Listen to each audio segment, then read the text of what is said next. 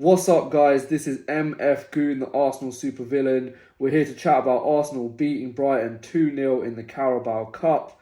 Let's get right into it. But before we do that, guys, please hit like, please hit subscribe, and help me grow this channel. Right, without further ado then, I think the main talking point was Mikel Arteta and what he was going to do with his starting lineup. I think we all wanted to see a fair bit of rotation. Carabao Cup, not the highest on our priority list, it has to be said, and obviously 3 away games in a row coming up. Mikel Arteta did just that. He started Kepa in goal, Lewis Skelly at left back, Nkapie and Mosquera at centre half, and then Ben White at right back. Midfield, he went with Christian Norgard, Mikel Merino, and Ethan Nwaneri. Obviously, great to see him start as well. On the left, Eberechi Eza was the only player who actually kept his spot. And then actually an unexpected debut for Andre Harriman Anus, another Hale Ender, started the game up front. And then, of course, Max Dowman started the game on the right. And Max Dowman actually became the youngest player to ever start for Arsenal. Just 15 years old, 302 days. That makes him officially the youngest player who's ever started a game for Arsenal. What an achievement for him. I know we've spoken so much about how talented this guy is. Yeah, he's the future. Even when you hear like non-Arsenal fans talk, I think John Terry even mentioned that he is by far the best young English player going at the moment. 15 years old, just so good. So yeah, great to see him. Great to see him start. And I have to say, seeing all the changes actually made me really excited for this game. The game itself, the first half, it has to be said, Arsenal looked a bit shaky in the opening 20 to 30 minutes. Brighton could have been 2 up. They had a couple of really good chances and just failed to capitalise on them. They were running through our midfield with a bit of ease, and we were lucky to not be 2 down inside the first 20 to 30 minutes. Obviously, we don't want to catastrophise these things, and if we're being fair, when you make 10 changes and you make a back four that has never played together, especially 2 centre halves never played together, I don't think it's fair for us to expect this Arsenal side that we put out today to be as, defensively solid or as compact as what we're used to seeing, let's say, week in, week out in the Premier League and the Champions League. I think it's only natural that you're going to give up a few more chances than normal as a team is, kind of like building those relationships and looking for that fluency. But it has to be said, the first half for Arsenal, you could tell that there were a lot of players who weren't quite fully sharp. And you could also tell that a lot of these players, they just didn't have like the automatisms between them that we're used to with some of the other players who start week in, week out. You could tell, as I said, lacking a bit of fitness and lacking a bit of cohesion and understanding with each other. The first half, I think there was a lot of things that Arsenal could have done better, but we got to the break at 0-0, not really much else to say about the first half performance, especially from an Arsenal point of view. Second half, however, I thought Arsenal just came out just with a little bit more intent. Perhaps they got composed a little bit by Mikel Arteta at the break, and on 56 minutes we went 1-0 up.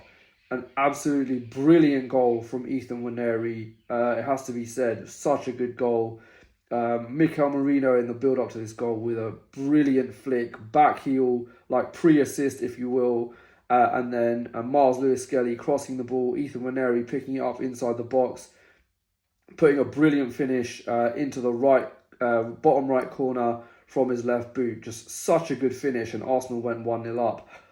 I've got to be honest, even though we didn't have our kind of like our traditional back four and our, more of our first teamers, maybe it's just the way Arsenal are doing things at the moment. As soon as that goal went in, I felt confident that this was going to be 3 points.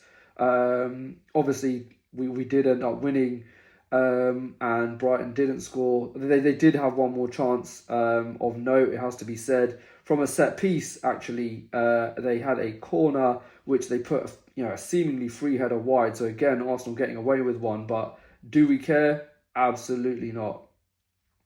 On around the 71st minute, I think that's when Max Dowman's performance ended. So before we say any more, I think we have to say pretty good from Max Dowman. It has to be said, he's 15 years old. There was a couple of times he lost the ball, a couple of times he got pushed off the ball. That's to be expected. He's not going to be the best player in the world and be ripping Premier League teams to shreds. But there were a couple of really nice moments. You could see he's able to beat defenders so easily. You can see even at his age, 15 years old, as we said, they're doubling up, tripling up on him because they know how dangerous he can be. And a lot of those occasions, he was still able to beat the first man, and it was only maybe the second or third defender who was able to come and take the ball off him. Thought he might have been a little bit unfortunate as well to not get a penalty, a bit of a 50-50. We won't complain too much. We've gone and won the game 2-0. But yeah, really good. Good to see him start. Good to see him get 70 minutes under his belt. And obviously off he came for another hail-ender, Bukayo Saka. 5 minutes later, Bukayo Saka had doubled our lead, and I think, as I said, I was confident at 1-0, and at 2-0, I really did think, I wouldn't say I feel like I knew that game was done and dusted. Shout out to Yuri and Timber as well. So Saka, Timber and Gabriel also all came on together. Timber and Gabriel, I think they came on for Nkapie and Ben White. Obviously, those two have played, not much football at all, and I just don't think they had 90 minutes in their legs. So big Gabby and Timber coming on, and it was great work from Timber, surging through midfield with the ball. A little bit similar to what we saw Miles Lewis-Skelly do against Atletico Madrid. The ball eventually got to Saka, after a shot had been saved from Harriman and Noose, and he put the ball in the back of the net. 2-0. That was all she wrote, really. I think after that, Brighton knew the game was done. You could see their heads went down. They didn't really do too much. They got in a couple of promising positions, but you're not going to overturn a 2-0 lead against this Arsenal side at the Emirates Stadium the way they're playing, especially what was it, 15 minutes to go at that stage. Not happening. The jig was up for them, and we advanced on to the next round. I think the other key takeaways from the game, as I said, it was just good to get minutes into the legs of some of these players. Kepa obviously hasn't been involved at all, so it's just good to keep him feeling involved and part of the group. Ben White for me is one of the key players. I was really happy to see start and get minutes into the legs of him. I think him and Timber, especially as the season goes on, it'll be good to kind of be able to rotate those two a little bit to keep them both fit and both fresh for the games that we need them. Lewis-Skelly, he's actually played a fair bit, to be fair, but a solid performance from him. A few struggles in the first half, but nothing major. Nkapie as well, great to get minutes into the legs. As I said, we gave up a few chances, but you can't really pinpoint that on either one of the centre-backs. It's just, as I said, a lack of fluency, and he looks quick. Looks like he's, again, going to be another really good player for us. Christian Norgard, thought maybe he was a little bit sloppy. Expected a little bit more composure on the ball from him. We didn't quite get that.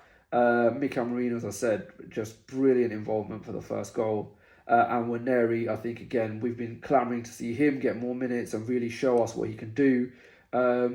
He had a decent game overall, but at the end of the day, he impacted the game. He broke the game open to put us in front. And it has to be said, it was a great finish. That was not an easy finish if you watch that back. And I have to say, I think Nwaneri is one of the best finishers at the club. He gets into shooting positions. He does not hesitate to pull the trigger. And he's got a really good composed finish on him. So great stuff from him.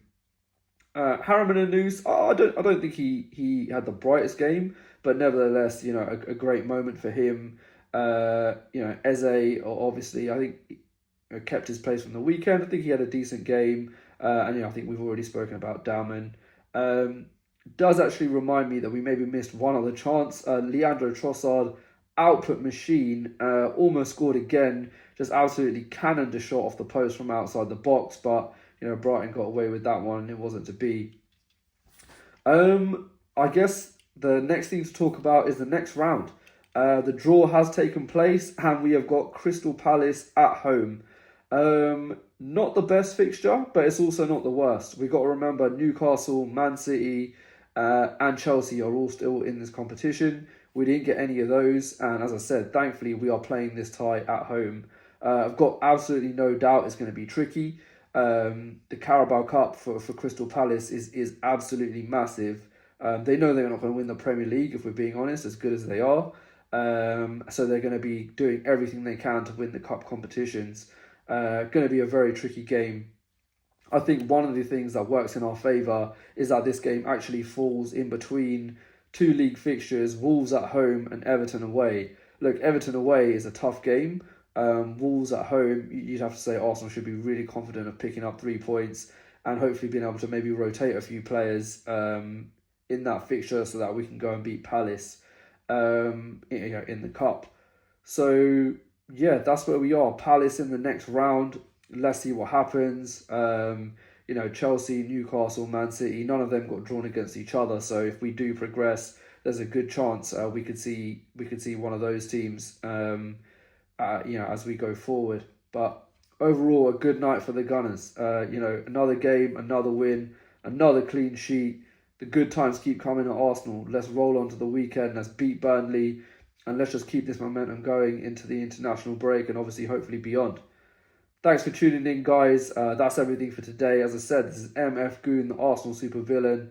Thanks for tuning in. Please hit like, please hit subscribe, and we'll see you again over the weekend. Take care.